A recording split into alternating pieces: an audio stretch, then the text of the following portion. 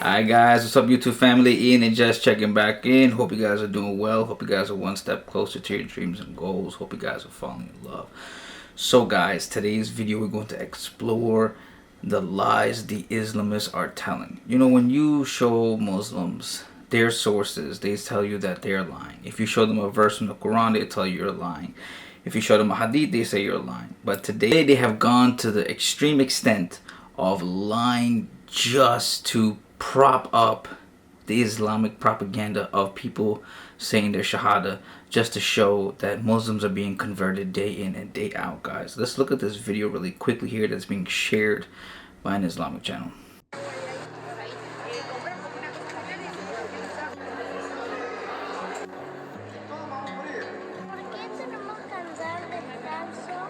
She has taken that ceremonial bath to prepare her to utter the shahada.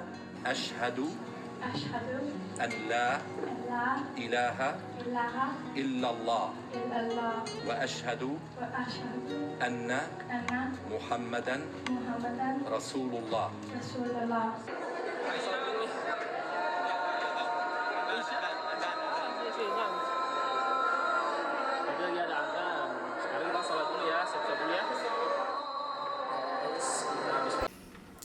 So guys, as we can see here, the claim here is that Christians are shocked, right? That Christians cannot believe that Argentinians are saying their shahada in the thousands and they're converting to Islam. Let's get some facts straight here, guys. The Islamists are jumping up and down from the roof, right? They're getting really excited, right? But the reality of it is they're lying. Why? First off, guys, within the last 100 years, Argentina has recovered from a very big economic issue, right, since the 1940s. They have gradually grown as an economy, right? But within the last, let's say, 2, 3, 4 years, right, they have gotten hit extremely hard from the COVID-19, just like many economies around the world. Right now, Argentina's inflation rate is 287%. compared to America's inflation rate, which is 4%. We're struggling, and the grocery prices is just insane. Just imagine what the Argentinians are going through. Just imagine a mass amount of people in Argentina are basically on the verge of poverty. There's a mass amount of poverty, but a lot of them are struggling to the point where they can barely afford to buy food, right? So you have this big economic and political instability that's in Argentina. Argentina is one of the countries in the entire world that is on the verge of an economic collapse, right? I know 287% inflation rate may not seem a lot to you guys, but trust me, that happened a long time ago in Zimbabwe, and their currency collapsed, and they had to destroy the currency and create something new, right? And what I'm trying to explain to you is that the mindset, the structure, the cultural identity of these people is nothing but pain, panic, and depression, right? They're stressed. More than 80% of Argentina's population is Catholic. They're basically Christian, guys. The majority of Argentina is nothing but Christians, right? And there's a prominent Jewish community there. The Israeli government had an embassy inside of Argentina.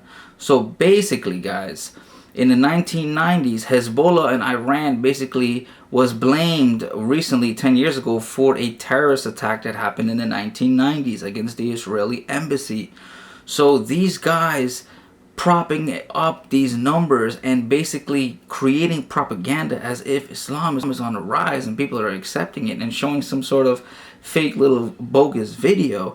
It's just the lies and make all these new reverts feel secure. The comments are insane. Oh, thank God I said my shahada. They don't even understand what Islam is. They don't even understand that Islam is dying.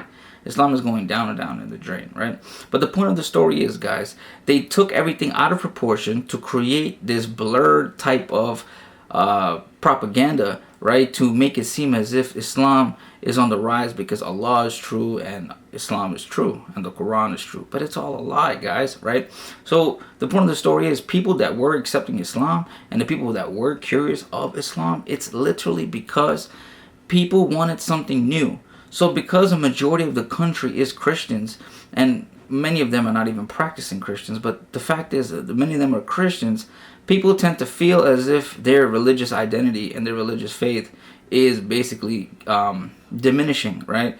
So they see this they see this relationship between their faith and the economy, which is nothing but an illusion. So they see if they pray to God and they are being practicing Catholics, and the economy is going down, and they're on the verge of an economic collapse, and nothing is going good, and they're basically losing their minds, and their president is basically corrupted, and there's so much fascist type of militant type of operations going on.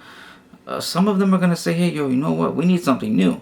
And Islam is that new thing that tries to bring this type of euphoria to try to solve this whole absence of questions that they don't receive, right? So there's this void inside of their mind, which is like, oh my God, what do we do? And by turning to Islam, what it really has done is the minority that did go in this direction is that it gave them peace of mind, because we said this before.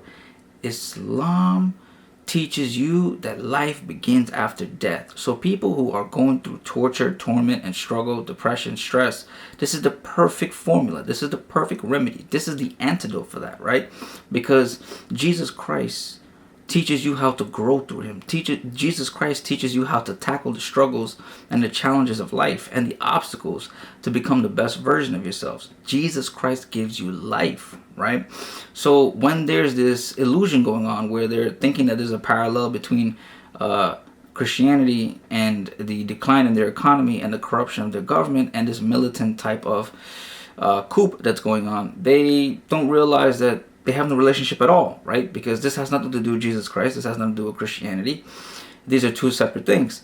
And Islam seems to be the perfect way to make them have a fresh start. And these people that are given the shahada, I tend to think that this is nothing more than a propaganda, because as we said before, there was this Middle Eastern attack, right, with the Hezbollah in Iran versus the Israeli embassy that was over there and the Jewish community that is there. Argentina has the largest Jewish community in South America, so it would make sense why they would try to prop up the numbers, right? Because the tactic they usually use is once they get people to commit to the faith and make them become a strong believer, they get to turn them into jihadi warriors.